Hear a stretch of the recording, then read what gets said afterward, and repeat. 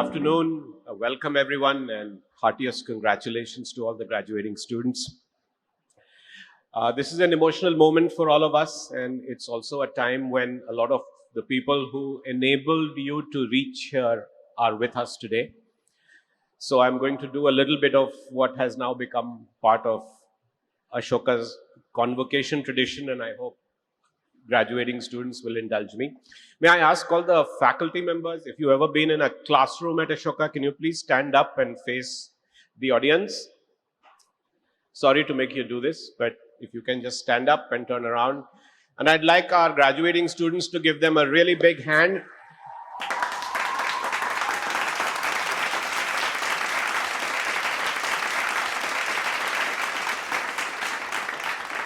I think we have a couple on stage as well, but we won't ask you to stand up. Thank you so much.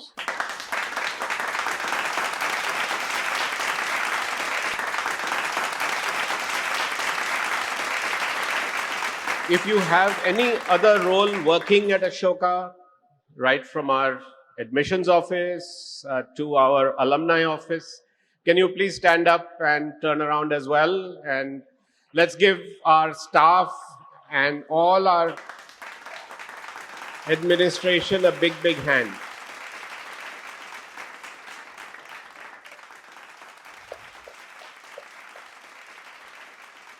Thank you.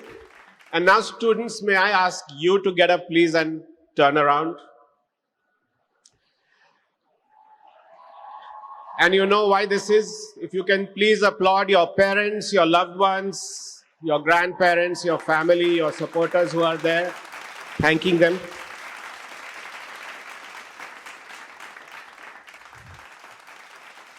Thank you so much. Please take your seats.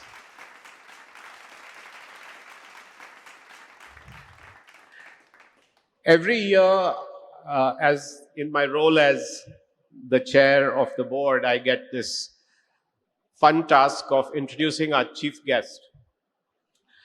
Today, while I was thinking about what to say about him, I was reminded of the last time we had a Nobel Prize winner as our chief guest. And this story has never been told, so if you don't mind, I'm going to indulge you, Sir Nurse, before you come here. So the chief guest that I'm talking about wanted to wear Indian dress when he was going to be here for the convocation. So we decided to get his measurements from London, and we got an Indian outfit stitched for him, waiting for him when he arrived on campus. He tried it out. It looked good. We were very happy. And then it was sent for ironing. When the dress came back, we all assumed it was there, but when he started to put it on, the pajamas were missing. Till this day, we have not found the pajamas. Sir Nurse, I hope you haven't had any mishaps so far. We'll take good care of you. What I usually try to do is dig out some facts about our chief guest that most people don't know about. Of course, there is a lot written about Sir Nurse, so I'll pick up a few. You already know that he's a geneticist and a biologist, a cell biologist. He's the director of the Francis Crick Institute in London, the chancellor of the University of Bristol, and he served as the chief executive of Cancer Research UK and the president of Rockefeller University. If you haven't read it already, in 2001, he shared a Nobel Prize in Physiology or Medicine for his research on the genetic controls behind how cells divide. And his research fundamentally changed how we understand cancer and life itself. While many of you know that he served as the president of the Royal Society, he is the first person to ever serve as the president twice since the 19th century. He first held the role in 2010, and he'll just take up this post again in December 1 this year. He's truly had an unbelievable journey from labs to the highest honors in science, including 70 honorary degrees and fellowships. Now, here are three things I wanted to share with you about Sir Nurse. He was a really curious young boy. He was born in Norwich, Norfolk, in England, and as a child, he used to walk a long way to his primary school. His walk often took him through green patches, a park, rough lands where he patiently noticed the animals, insects, and the plants around, and how they changed with each season. He would often spend time observing the natural history around him, seeing the night sky in winter, and he was just telling Shomak earlier the story of how he watched Sputnik 2 as it sped across the skies of London with his naked eye. That experience, in fact, sparked his lifelong interest in astronomy, and that he still continues to practice. By the way, he's a trained pilot, but I'm not going to talk about that. He has always had a sense of wonder. The other thing that struck me was that, like all of you are trying to figure out life's uncertainties and figure out what you're going to do, he has been really navigating uncertainties throughout his life. He went to university studying, thinking he would study ecology, but it was too wet and too cold to conduct experiments and collect specimens out in the open. And the discipline of study of ecology demanded that he should get up early in the morning. A lot of us, I know, don't want 8:30 a.m. classes either. He instead wanted a nice, centrally heated lab, which was warm and dry. So you can see, good to have selfish habits and still win a Nobel Prize.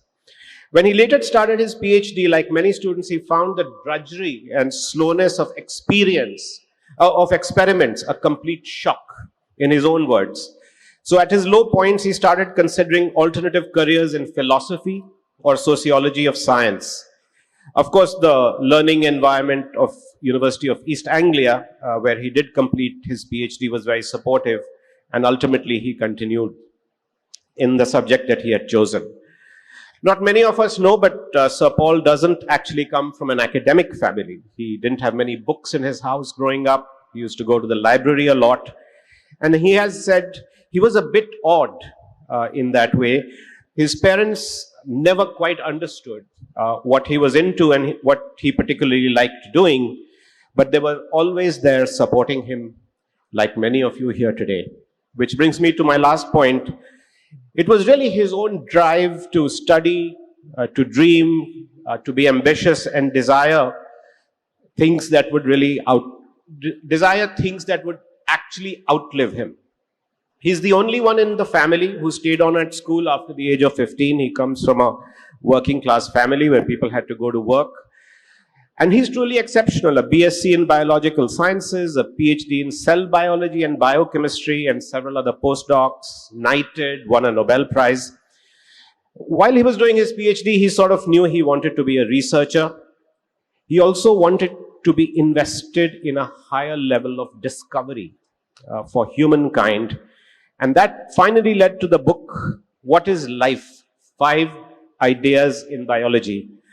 This was his big drive to write a book that was to say something that would be correct 30, 40, 50 years later from when he wrote the book.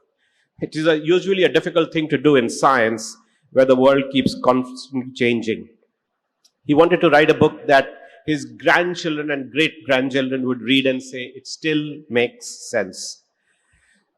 So these are some of the things that I really discovered about Sir Paul that were really inspirational, and you can see why he's perhaps the best suited, such a wonderful role model for all of you as you graduate today, to look up to and to hear on the occasion of your graduation.